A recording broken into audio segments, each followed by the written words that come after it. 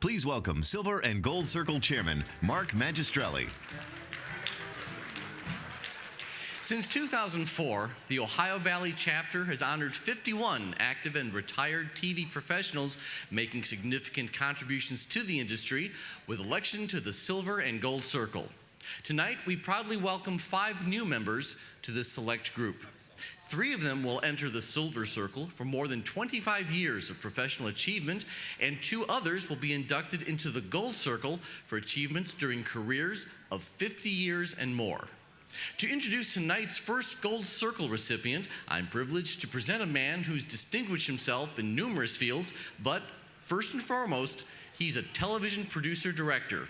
He's also a Silver Circle honoree whose very name is synonymous with the energy and invention of live TV entertainment since 1959. Ladies and gentlemen, Dick Murgatroyd.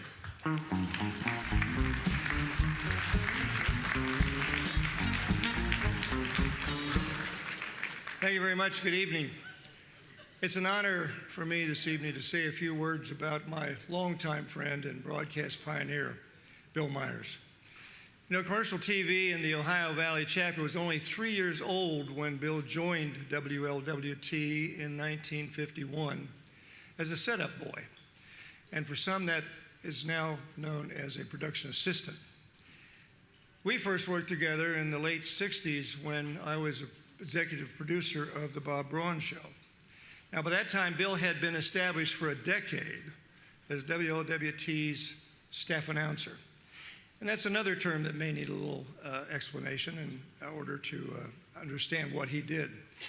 You know, I'm sure you've seen those movies where the man comes up and he cups his hand and he waits and puts it over his ear, and then he waits for the sweep hand of an analog clock to hit 12 before intoning something like, WLW Television, Cincinnati. Well, that's only a small part of what Bill did, and I know he did it much better than I did. But to be a major market staff announcer, it really wasn't enough to just be well-spoken. You also had to be well-read, and you really had to be ready and able to jump in at the 11th hour if the weather person called in sick or when a reporter couldn't make it to the studio in time for a big interview. And you didn't get much help either. No background notes, no suggested questions from a producer. You were just out there on your own, flying solo. It was always the last minute, and it was always live. And no one did it better than Bill Myers. As far as being versatile, you're pretty much at the whim of the management. They'll say, well, you have to do this, so-and-so can't be here, or, okay, we have a new idea now, we want you to do this. And I never did that before. Well, you can roll up your sleeves and find out about it and get involved, maybe come up with some suggestions, new ideas. You do have to leave the door open and be as versatile as you can. When you're speaking to someone and interviewing them, you really do have to listen to what they're saying. And in many cases, if you are careful, you can actually speak on behalf of the viewer so that you ask the questions they were thinking of. And listening to it, the conversation can go in several directions as a result, not just the prepared list of things that you might want to talk about. So often, they'll be heading for a point, and you'll say, oh yeah, what was about that? Then they never get back to the point that they were intending to make, and I think that's a loss there. You've got to let it play out and then react. Knowing as much as you can about as many subjects, and this is just another way of saying it, you never can learn too much, and that's to your benefit. It's something you can't learn in a classroom. It's the matter of living. The longer you live, the finer tuned are your skills. So we're a very, very fortunate group of people to be on the inside and to work with talented people who are fun-loving and still get paid for it. Not really well, but yeah. So yeah, it's marvelous. Please welcome Gold Circle honoree Bill Myers.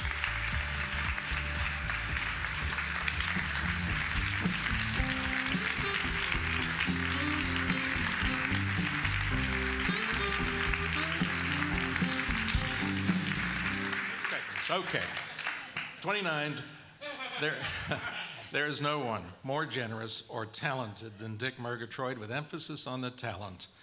There's no one on this planet who would honor me more than to be introduced by him. So thank you, Murga. I truly appreciate it. We've been down a lot of roads together over the years.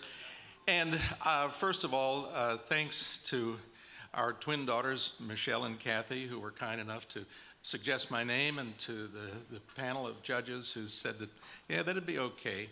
And as an aside, isn't this a marvelous celebration tonight? It's a sellout. Everyone is just having a great time. 50th anniversary, and here I get a 50-year award. Couldn't be better. So thanks to Jim and to Mark and to Sherry and all the hardworking people who have made this evening so special. I had a lot to say, but with 30 seconds, we'll just say that you and I are very fortunate. In college, I was in class with a lot of talented people, and some went to very successful careers. Hugh DeMoss here in Columbus, Glen Ryland, Cincinnati, Sue Wiley in Lexington. But there were others who, equally talented, didn't have families that were willing to understand what we go through to pursue our careers. And that's where I am so fortunate, because our family did understand. And well, there are a lot of other things to say, but that's why I'm here. And especially to my wife, Mary Ann, 55 years, who, if I may